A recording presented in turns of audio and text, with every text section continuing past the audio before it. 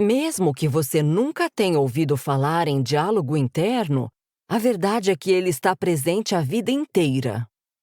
É uma prática antiquíssima que existe provavelmente desde que o Homo sapiens começou a falar. Aqui está uma explicação resumida.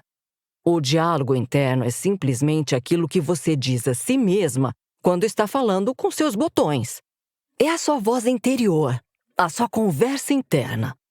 Às vezes, acontece em voz alta, às vezes em silêncio. Às vezes você faz isso de forma consciente, mas em geral faz sem se dar conta, até entender a força dessas palavras. Este audiolivro vai ajudar você a descobrir esse poder. O diálogo interno é o modo como você pensa sobre si mesma e sobre as coisas que faz. É a maneira como se vê e se refere à sua pessoa. Você se considera inteligente? Acha que tem sorte? Acredita que atrai boas oportunidades? Ou acha que não tem inteligência, sorte, ou que nunca consegue aproveitar as chances?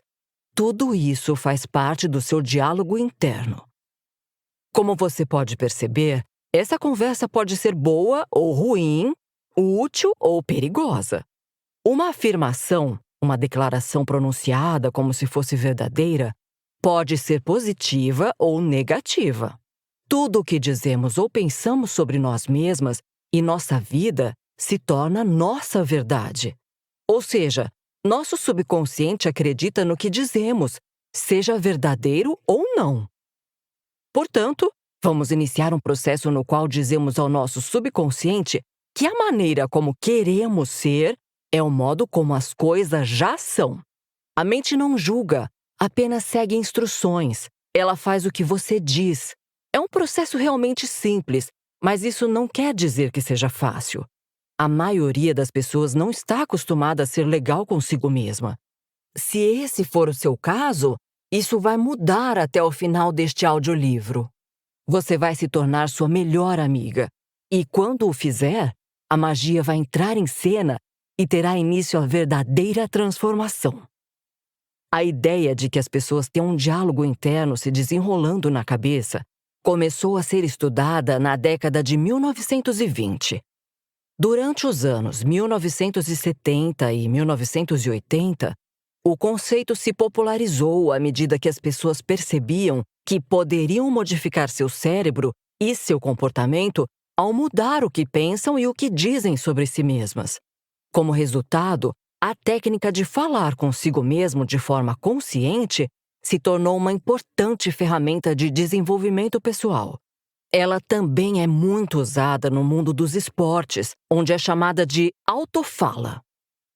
Em meados dos anos 1980, o Dr. Chad Helmstetter escreveu um livro intitulado What You Say When You Talk to Yourself, O que dizer ao falar para si mesmo, que em pouco tempo se tornaria um clássico de autoajuda, vendendo milhões de cópias em mais de 60 idiomas. O Dr. Helmstetter passou os 30 anos seguintes escrevendo outros livros e fazendo palestras sobre o assunto. Mesmo para pessoas que nunca ouviram falar disso, a cultura mudou aos poucos. Imagine a reação que desconhecidos teriam hoje em dia se você repreendesse seu filho em público dizendo: "Você nunca será ninguém na vida." Para nossos ouvidos contemporâneos, a frase soa tão chocante que é fácil esquecer que esse tipo de discurso era comum até pouco tempo. Atualmente, a maioria dos pais está mais bem informada e sabe que palavras assim podem ter efeitos nocivos duradouros. O Dr. Helmstetter teve muita influência na mudança desse paradigma cultural.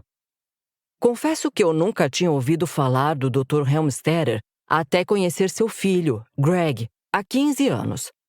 Greg se tornou meu marido. Falarei mais sobre isso depois. Mas eu estava familiarizada com a ideia de que as palavras, tanto aquelas ditas em voz alta quanto as que estão na nossa cabeça, têm uma grande importância na nossa vida.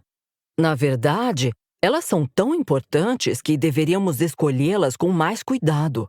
Pelo menos até que tenhamos adquirido o hábito de dizer apenas coisas boas a respeito de nós. Com o passar do tempo, isso se torna automático.